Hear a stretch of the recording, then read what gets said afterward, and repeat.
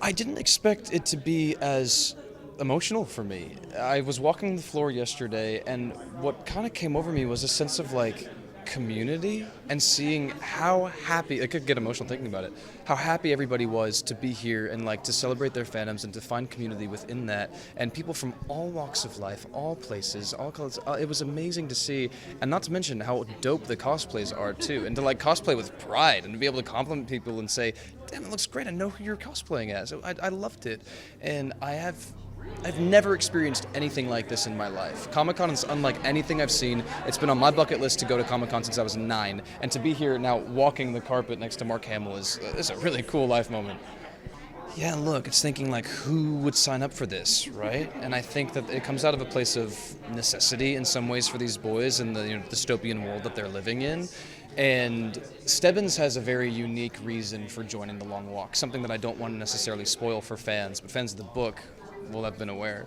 And I think it's a very dynamic thing to watch Stebbins' performance and like his motivation change from the beginning of this walk then towards the end. Of course, you've seen the film. And I think going into it with this idea of I'm going to beat all of these boys, and I don't want to get close to them because I don't want to hurt them. I don't want to hurt myself because I know I'm going to beat them all. And to see that kind of shifting throughout the film, I think is a really cool thing to see as an audience member, but as an actor to play, it was a really cool thing to be able to play. Well, let me tell you, I walked 261 miles on that movie, so I feel like we paid our dues here, and we walked quite a while. I mean, it was towards the end. Look, at the beginning, I remember standing on set with Ben Wang, who played the Karate Kid, so cool, and it's 100-degree heat, and there's 50 boys, and we're all walking through this neighborhood, and it is just grueling. We walked 12 miles that day.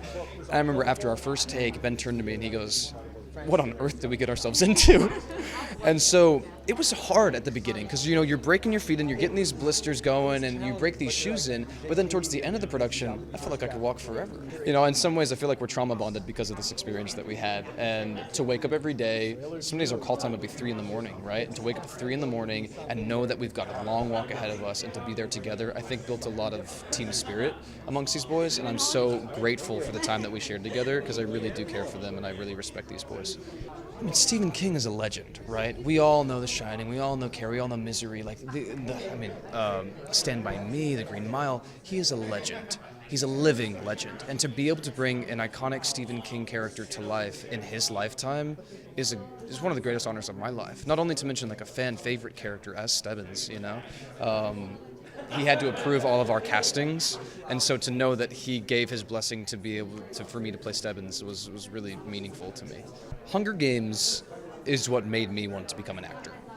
I was a young kid. I remember watching it in my small town in Texas, and I saw this on the big screen. I said, I want to do this, And so, full circle moment, 12 years later, to be able to be working with the creator and the filmmaker behind the Hunger Games was so meaningful. And I tried to not get in my head about it, I tried to not psych myself out for this audition, but I understood, the gravitas that he carries, that Francis carries, and it does not pass me by. I am grateful for it every day to have worked with him. JT, who's standing right there, talented man. He wrote Strange Darling, he directed Strange Darling. His adaptation of our book is so expert. I love you, JT! Is so expert. And he elevated this source material that Stephen King wrote and has gifted fans a new alternate world that's still the same font, and like you have new fresh ideas in it, and I think he did an amazing job at creating this. And of course Roy, who's standing right there, producer of the Minecraft movie. I mean, it's an honor.